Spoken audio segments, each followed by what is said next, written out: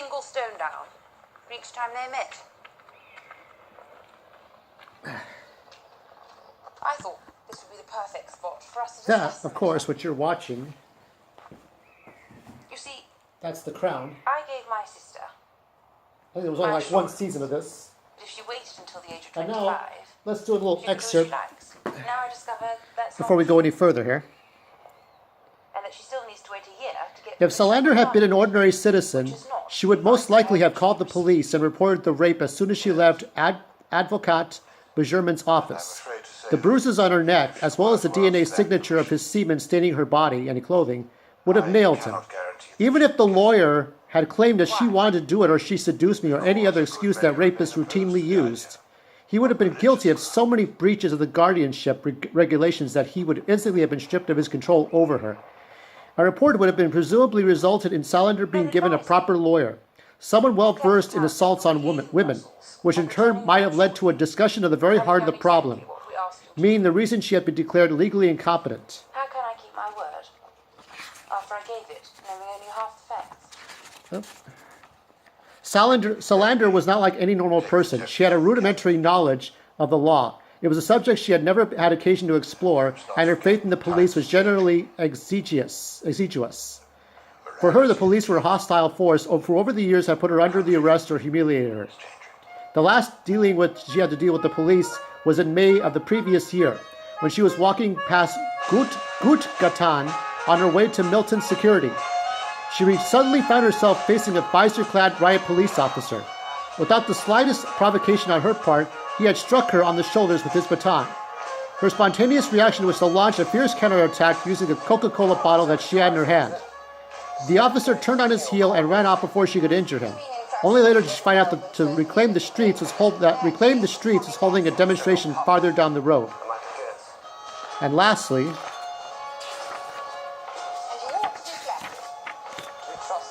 hold on, one more page. Even though she was well aware of what a women's crisis center was, for her, it never occurred to turn to one herself. Crisis centers existed, in her eyes, for victims, and she had never regarded herself as a victim. Consequently, her only remaining option was to do what she had always done, take matters into her own hands and solve her problems on her own. That was definitely an option. So that is, of course, from the girl with the dragon tattoo. And I'm going to turn down the sound for this so we can go on further. Let me pause this and let me pause this. So, of course, the movie is the latest in the Girl with the Dragon Tattoo series. Sorry about the sound. I needed to have some visual aids. So I have The Crown that Claire Foy starred in, big series here, and we have The Girl with the Dragon Tattoo, one of the biggest movies of Rooney Mara and Daniel Craig, James Bond, of course. So let's take a look at this movie, and we'll look at the stunt people. So The Girl in the Spider's Web comes out Friday, and it stars Claire Foy as, wait a minute, Lisbeth Salander. I don't read the books. Lisbeth Salander. Sylvia Hooks plays her evil twin or good twin, Camilla Salander. Kate Stanfield, I think, plays, let me think, hold on, Edwin, I forgot his name, Edwin. He plays Edwin. Stephen Merchant plays Franz something. Now I'm forgetting the characters' names. This is, we had a tragedy last night. People had died in Thousand Oaks, so I really stayed up all night to try to get all this information down. Cameron Britton is the Plague, and Severe Gudnason is playing Mikhail, let me see, hold on, Mikhail Blokvist. That's the Daniel Craig character. Okay, so these are the stars, okay? So basically, it's another action thriller. Chris Stuckman criticized the movie as being more of a James Bond superhero, kind of light-hearted version of what was in the previous Girl movies. So I don't know. That was his opinion. I did watch a little bit of that. I'm not sure I don't think I'm going to see this movie, but praise the people who do. it's a difficult time right now. So you need something to kind of turn away from the real world and the horrible things that happen. So here we have from stunt coordinator to below, Florian Hotz, and I'm going to put Florian Hotz's stunt reel for Captain America Civil War in the description. So click on the link, you can see his work. He was the stunt coordinator for Captain America Civil War, Spider-Man Homecoming, Hunger Games, I think it's Mockingjay, and Hitman. Sondra Barger is the assistant stunt coordinator and second unit stunt coordinator. She did Hitman, Agent 47, same movie, and Bridge of Spies with Tom Hanks.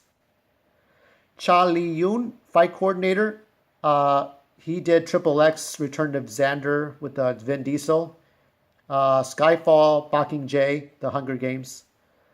Hannah Spritzenbarth. She is the stunt double for Lisbeth S. We'll go in a little bit to what she might be doing in the movie. She did Tiger Girl, which is an independent film. Tiger Girl, you might want to look it up, but nothing big. Arik Krimke.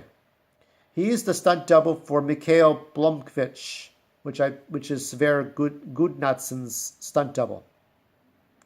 So he is utility stunts also.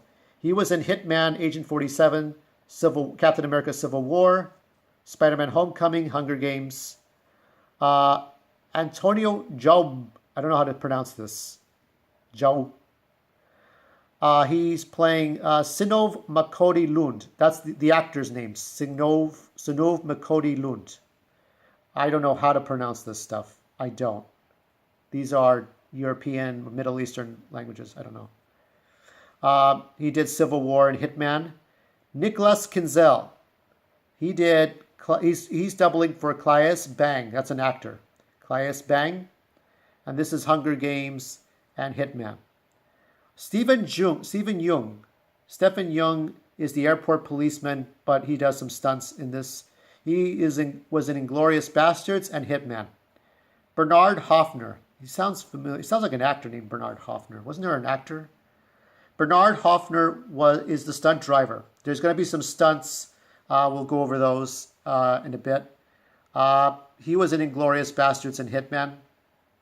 Similar. Everybody's been doing Hitman, Agent 47. You can kind of see the similar patterns there. Matthias Gunther. He is the stunt driver in Rigger, and he did V for Vendetta and Hitman. Jan Boom. She is the stunt double, but doesn't say which one. Hunger Games, V for Vendetta, and Hitman. Uli Richter, stunt rigger, did Hunger Games, did Hitman, Agent 47, and Spider-Man Homecoming. Leo Plank is the key stunt specialist. Probably just reviewing what stunts, which stunt performers do which stunts at which times of the movie. So something like that. V for Vendetta, Inglourious Bastards, and Hitman, Agent 47. We have a few more. Amadei Wieland, Homeland and Spider-Man Homecoming. Christian Peterson, Edge of Tomorrow, World War Z, and Inglourious Bastards. Bruno Montani did Hitman, Agent 47. I don't know if it's just like a trick or a joke, but this is somebody named Henchman is doing a stunt. And Li Huang. These are all stunt performers. Now, what kind of stunts will we see? What types of stunts? So looking at the trailers and something, I think Chris Stuckman got a little clip of the movie so he could show it for us. But pushing a large statue. Now, in one of the trailers, Lisbeth, or the character Lisbeth played by Claire Foy, or her double, who is, again, the double is Hannah Spritzenbarth, is pushing a large statue. So she's capturing a guy who was unfaithful to his wife, and she ties the guy up by his feet on a rope. The rope is to a pulley. She pushes the statue, a big heavy statue, and then the rope pulls the guy up. So the guy could be the stunt double for, it could be actually Jan Bohm or somebody else or another person. It could be one of the people on the bottom here that was dragged by a cable by feet. So the guy is dragged up by the cable as Lisbeth Salander pushes the statue and the rope comes up. and then the wife and the child, the baby, leave. So that. These two are in the same scene here. These first two. Motorcycle on Icy Roads. That is when Lisbeth is on the hunt. She's escaping the police, or she's on pursuit, and she's on a big lake that's all ice, which is a dangerous stunt. I don't know how they do it, because you have to figure whether or not it's thin ice. How do you know if it's thin ice? But I guess they know. If it's on concrete, it might work all right. But if it's over water like a lake, wow, that's some bravery. Close combat. I put a star by this because the actors themselves could be doing some of the close combat. So you may have Claire Foy doing some of her own stunts, but you may have Hannah come in and do some for her, depending on how complicated it is. Falling out of the window into possibly cold waters. One of the characters, a male character, falls out the window, and another one is falling off a ledge. Here's another one. This might be CGI compromised, but maybe not. Is a car flipping over a forest as though it was going off a tall highway, like an elevated highway. So we're not sure. We have some stunt drivers, but we're not sure. Matthias Gunther could have done that, or Bernard Hoffner. I think it's Bernard Hoffman is an actor, but I'm getting those two things confused. Running from an explosion into a bathtub. Now, I'm not doubting that's an actual stunt that maybe Hannah is doing, because what appears to be is Hannah's like almost nude, and she's like running from an explosion and jumping into a bathtub. I don't think that's Claire Foy doing that. So I'm not sure if it's part CGI, or part real fire, if it splits, or if it's all continuous in one shot. You have to see the movie and you'll decide which one it is. But it appears to be that she's jumping into the tub continuously from running from an explosion. So we'll have to see. You have to see if it's continuous or if it's split between CGI or split between two different scenes in one scene. So many things you can do. Sliding down a hill. That's pretty obvious. If Lisbeth is fighting another character, so both the stunt people are sliding down an icy hill. This is all in cold ice. Okay. Well, let me do this one last, the black thing, because everybody that's sort of the meme for the movie here. Car chases and jumps. There will be police cars. There are more motorcycle scenes that I'm guessing either Hannah's doing this or somebody else. But you could have a male. It could be a male stunt double, but don't get too tight-assed about it. But either Hannah Spritzenberth is doing the motorcycle stunts or somebody else. But anyway, the motorcycle stunts are happening. The police car chases are happening. So it's almost like the Jason Bourne, the Bourne trilogy. Think of the Jason Bourne movies. Falling, sliding, more the same thing. Falling down a hill, sliding, falling off of things, falling off of ledges. And now finally, that tight black suit. Now you see somebody in the tight black suit, and we assume it's Claire, but it could be her stunt double in the suit, in that black leather torture chamber suit. So some people may see the movie and say, "Oh, that's Claire Foy. She's screaming," but it could be Claire Foy looping that in, or not looping it in. Yeah, when they tell you, sometimes if you watch behind the scenes, they say, well, actors' audio doesn't come out clearly because you can't hear them because of all the noise. So you can't hear them very clearly. So they go into a studio, redo their lines, and so you hear them clearly because they're in the studio sort of doing voice work for their own, for their own stuff, because you have to be able to hear them between like wind and police cars and airplanes and helicopters in real life, sort of God's way of telling the story. Actors have to loop in the things like the screams and stuff. So a perfect example is when Jack Napier becomes the Joker in the Batman movie, obviously a stunt person is falling into the big green chemicals, but Jack Nicholson does the screaming in post production. So it could be that Claire Foy in post production is doing Hannah Spritzenberg. Hold on. Spritzenbarth.